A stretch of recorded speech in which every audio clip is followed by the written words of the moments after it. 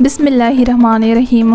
السلام علیکم ورحمۃ اللہ وبرکاتہ۔ روزے کی فضیلت۔ ابو ہریرہ رضی اللہ عنہ سے روایت ہے کہ رسول اللہ صلی اللہ علیہ وسلم نے فرمایا، روزہ جہنم سے ایک ڈال ہے، لہٰذا روزے دار کو چاہیے کہ وہ نہ تو فحش قلمی گالی گلوچ نہ کریں اور نہ ہی جاہلوں جیسا کام کرے۔ اگر کوئی آدمی اس سے لڑے یا اسے گالی دے تو اس کو 2 بار کہہ دے کہ میں روزے سے ہوں۔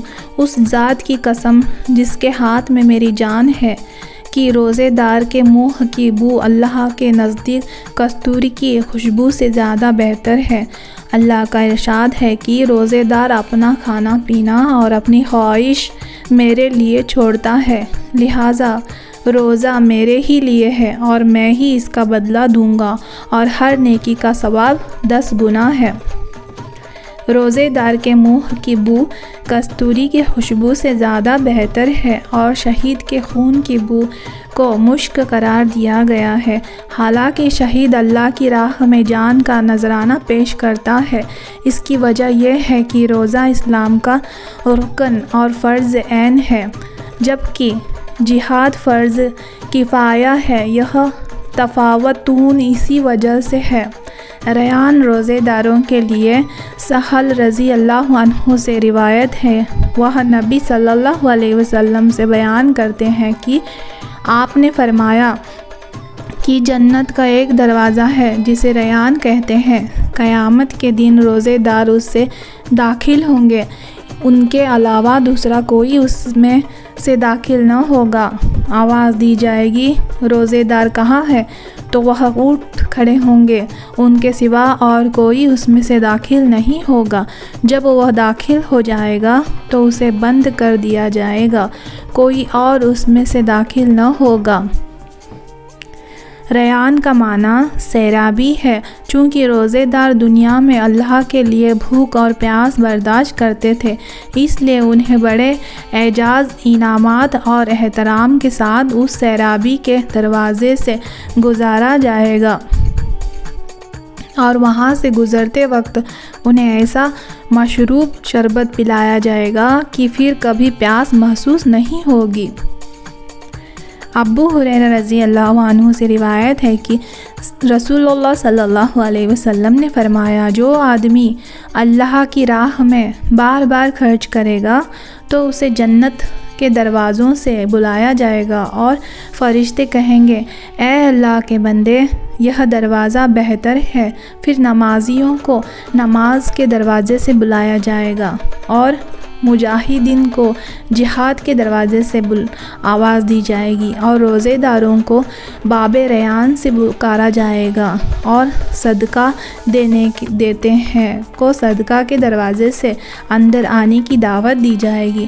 ابو بکر رضی اللہ عنہ سے عرض کیا ہے، اللہ کے رسول صلی اللہ علیہ وسلم، میرے ماں باپ آپ پر قربان ہو، جو آدمی ان سب دروازوں سے پکارا جائے گا اسے تو کوئی ضرورت نہ ہوگی، تو کیا کوئی آدمی ان سب دروازوں سے پکارا جائے گا؟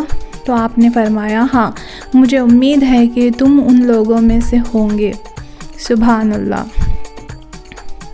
اس حدیث سے قطعی طور پر حضرت ابو بکر رضی اللہ عنہ جنتی ہونا صاحب ہوتا ہے، بلکہ انبیاء کے بعد جنت والوں میں سے اعلیٰ اور افضل ہوں گے کہ فرشتے انہیں جنت کے دروازے سے اندر آنے کی دعوت دیں گے۔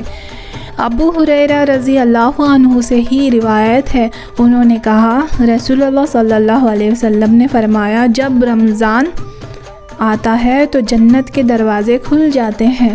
ابو ہریرہ رضی اللہ عنہ سے ہی ایک روایت میں ہے، انہوں نے کہا، رسول اللہ صلی اللہ علیہ وسلم نے فرمایا، جب رمضان کا مہینہ آتا ہے تو آسمان کے دروازے کھل جاتے ہیں اور دوزخ کے دروازے بند کر دیے جاتے ہیں، اور شیطانی کو جکڑ دیا جاتا ہے۔ اب سوال پیدا ہوتا ہے کہ رمضان میں جب شیطانوں کو زنجیروں میں جکڑ دیا جاتا ہے تو ساری زمین پر اللہ کی نافرمانی کیوں ہوتی ہے؟ تو اس کا جواب یہ ہے کہ آدم علیہ کی اولاد کو گمراہ کرنے والی کئی طاقتیں متحرک ہیں، صرف ایک طاقت کو بے بس کر دیا جاتا ہے۔ رمضان کہا جائے یا ماہ رمضان، اور بعض حضرات نے دونوں طرح جائز خیال کیا ہے۔ ابن عمر رضی اللہ عنہ سے روایت ہے، انہوں نے کہا کہ میں نے رسول اللہ صلی اللہ علیہ وسلم کو یہ فرماتے سنا کہ جب تم رمضان کا چاند دیکھو تو روزہ رکھو، اور جب تم شب اول کا چاند دیکھو تو روزہ چھوڑ دو۔ اگر مطلع ابر آلود ہو تو اس کے لیے یعنی رمضان کا اندازہ کر لو، 30 دن پورے کر لو۔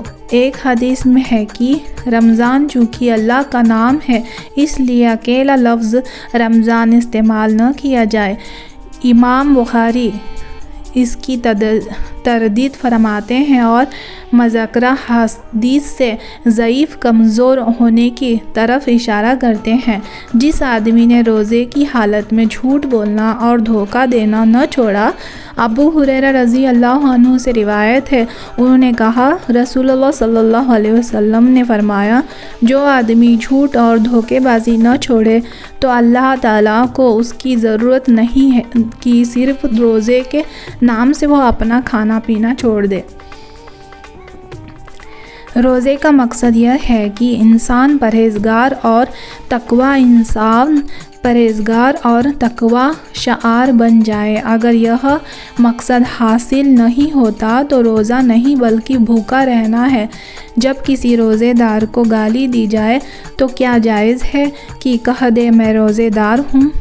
ابو ہریرہ رضی اللہ عنہ سے ہی مروی حدیث پہلے گزر چکی ہیں کہ اللہ تعالیٰ فرماتے ہیں، ابن آدم کے تمام اعمال اس کے لیے ہیں مگر روزہ خاص میرے لیے ہے اور میں خود ہی اس کا بدلہ دوں گا۔ اس حدیث کے آخر میں آپ نے فرمایا کہ روزہ دار کے لیے 2 مسرتیں خوشی ہے جن سے وہ خوش ہوتا ہے، ایک تو روزہ کھولتے وقت خوش ہوتا ہے، دوسرے جب